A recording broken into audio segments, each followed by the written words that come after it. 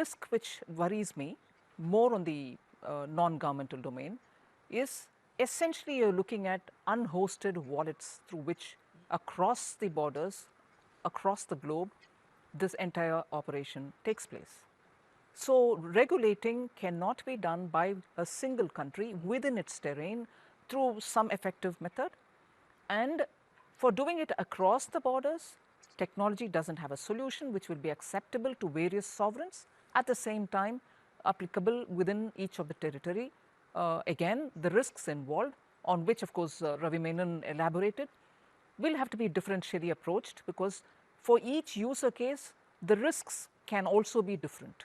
So as long as the non-governmental activity of the crypto assets are through the unhosted wallets, regulation is going to be very difficult.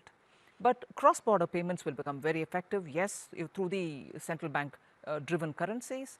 But even with all this said, unless there's going to be a global approach at regulating and also an understanding of the technology even as it keeps evolving, to be on the top of things and to have technology-driven solutions to regulate and monitor, not so much to interfere, but of course to keep an eye that your anti-money laundering. I harp on that very much because I think the biggest risk for all countries across the board will be on the money laundering aspect and also on the aspect of currency being used for financing terror.